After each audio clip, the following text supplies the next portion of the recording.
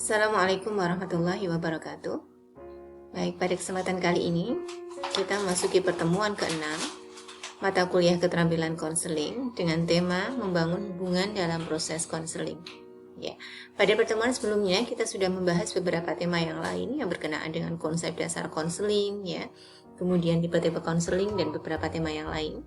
Pada pertemuan ini kita akan mengkaji secara lebih spesifik bagaimana pentingnya seorang konselor itu membangun hubungan yang nyaman dalam proses konseling.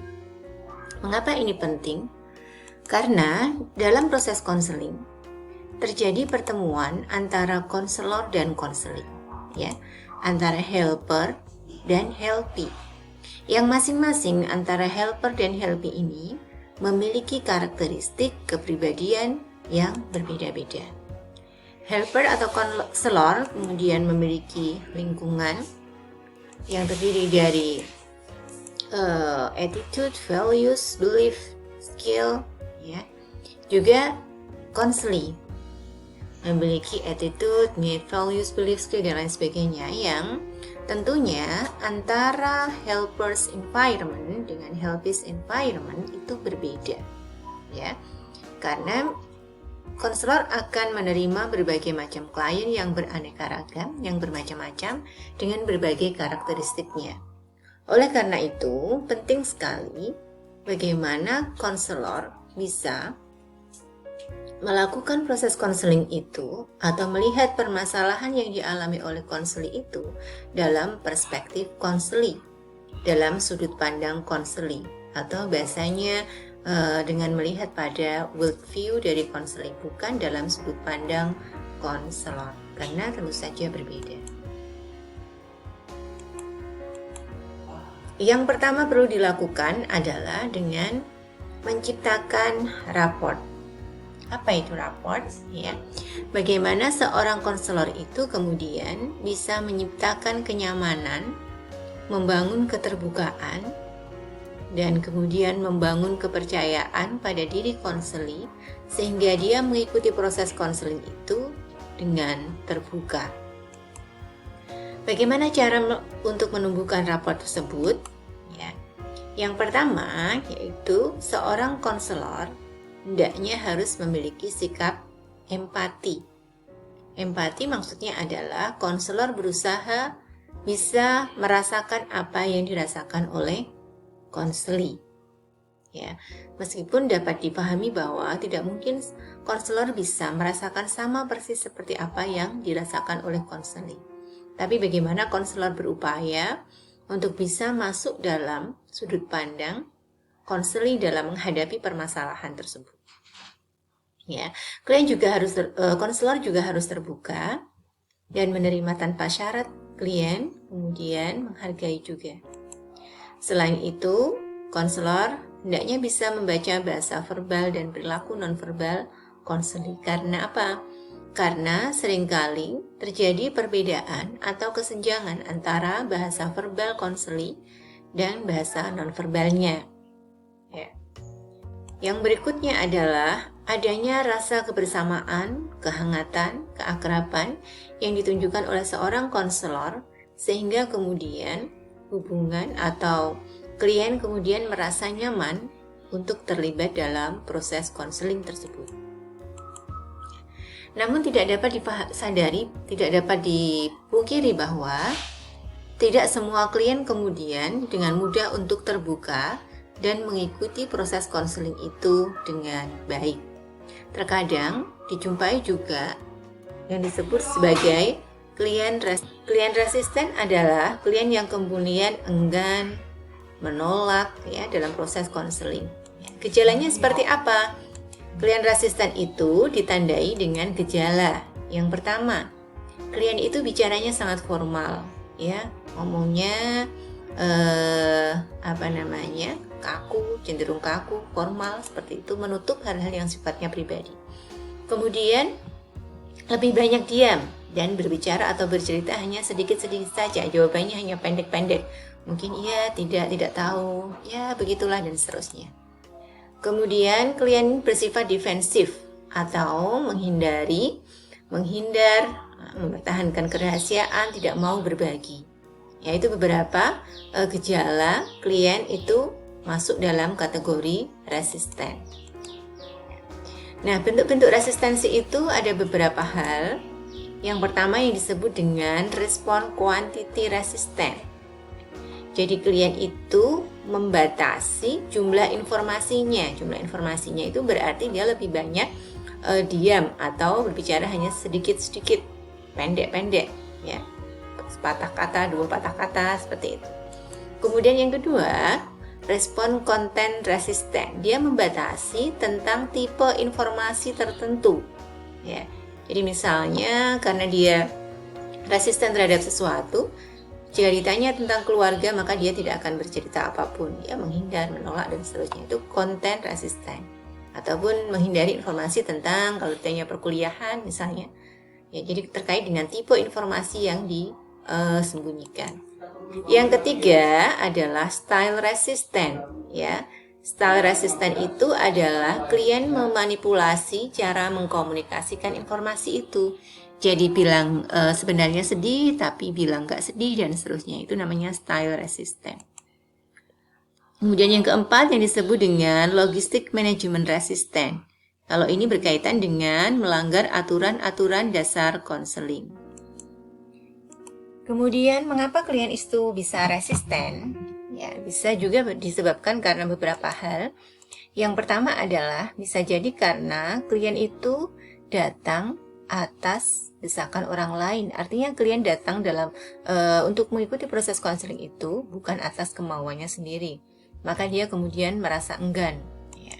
Kemudian yang kedua bisa juga klien itu menjadi resisten karena konselornya yang kemudian sikapnya mungkin agak kaku, kurang hangat, ya, sehingga kemudian dia tidak merasa nyaman.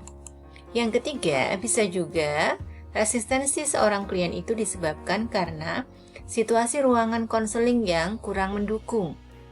Ya, bisa juga terlalu terbuka atau terlalu tertutup yang kemudian klien merasa tidak nyaman.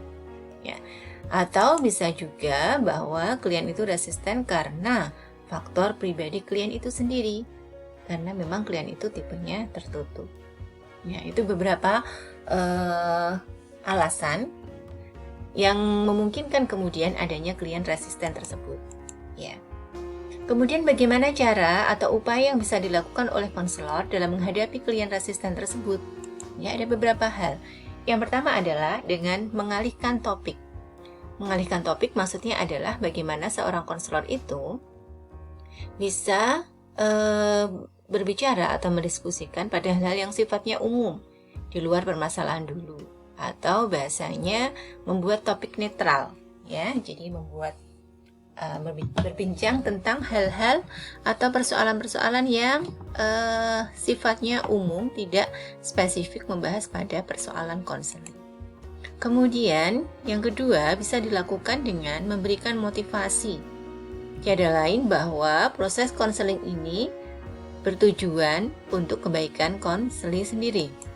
Yang ketiga adalah dengan menaikkan atau menurunkan level. Maksudnya adalah membahas pada persoalan-persoalan yang sifatnya umum dulu atau membahas pada persoalan yang sifatnya khusus, ya, tergantung pada keadaan dan problem yang dialami oleh konseling.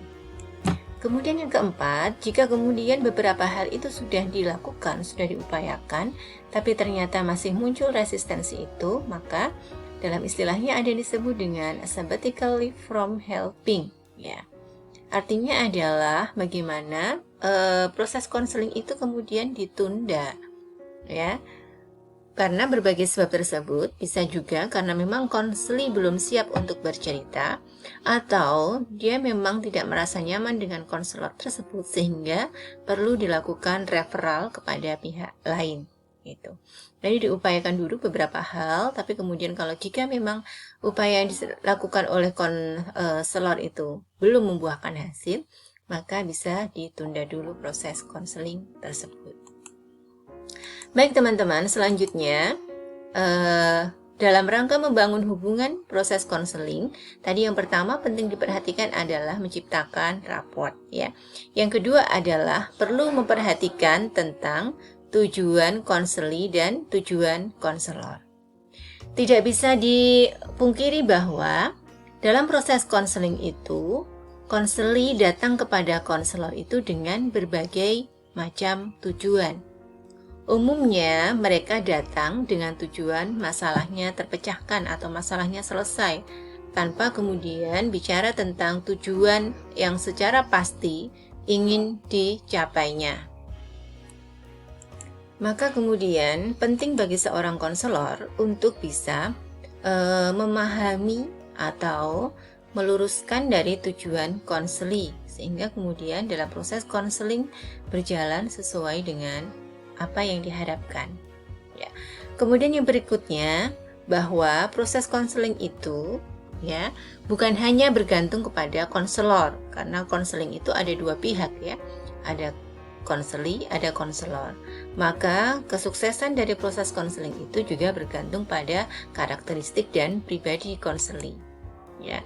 Yang berikutnya, konselor juga sebagai pihak pertama memegang peranan yang penting dalam rangka untuk membantu konseli mencapai tujuan dalam konseling tersebut.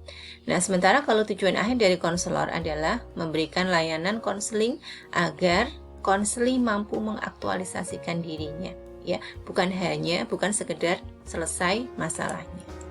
Kemudian yang berikutnya adalah memahami kepribadian dan harapan konseli. Ya, penting juga bagi seorang konselor untuk kemudian memahami berbagai dimensi kepribadian konseli, ya, yang meliputi sikap, emosi, motivasi, intelektual dan sebagainya. Ya, karena hal itu kemudian penting untuk membangun sebuah komunikasi dan hubungan yang tepat. Ya, pemahaman terhadap kepribadian konseli menjadi penting supaya proses konseling itu kemudian berjalan dan mencapai pada tujuan yang diharapkan. Ya. Kemudian bagi seorang konselor yang efektif tentu akan bisa merasakan apa yang dirasakan oleh konseli, sehingga kemudian dengan demikian klien kemudian bisa terbuka untuk berbicara tentang berbagai permasalahannya. Yang kemudian konseling juga datang kepada konselor dengan berbagai harapan. Maka penting untuk kemudian seorang konselor memahami atau mengetahui harapan-harapan konseli yang datang dalam proses konseling tersebut. Ya. Pemahaman terhadap harapan-harapan itu sekali lagi diperlukan dalam rangka membangun hubungan yang baik, hubungan yang nyaman dalam proses konseling. Yang keempat adalah bagaimana menjadi konselor yang efektif. Ada beberapa perilaku konselor yang efektif. Yang pertama adalah berkenaan dengan bahasa verbalnya yang ditandai dengan menggunakan kata-kata yang tepat dan mudah difahami, memberikan refleksi terhadap pernyataan konseli. Kita akan diskusikan lebih lanjut tentang refleksi, penafsiran, dan lain sebagainya. Membuat kesimpulan, merespon pesan utama, memberikan dorongan minimal, memanggil dengan nama yang akrab. Nah, teknik-teknik ini akan kita pelajari lebih lanjut nanti setelah ujian tengah semester ya. Sementara itu, perilaku nonverbal ditandai dengan nada suara yang kemudian sesuai, tenang ya, kontak mata yang juga disesuaikan, baik dan wajar. Kemudian ada bahasa nonverbal berupa acceptance, mengangguk kepala, wajah yang bersahabat ya. Kemudian menunjukkan isyarat-isyarat yang kemudian menunjukkan keakraban dan mendukung percakapan dan jarak yang sesuai. Kemudian berbicara tidak terlalu cepat, ya, duduk kemudian juga dijaga jaraknya dan agak condong ke depan. Kemudian perilaku konselor yang tidak efektif adanya lebih banyak memberi nasihat, menceramai, menyalahkan konseli, menilai atau menghakimi konseli, ya, membujuk, mendesak, ya, kemudian terus-menerus bertanya mengapa. Nah, kemudian bisa menimbulkan konseli merasa tersudutkan.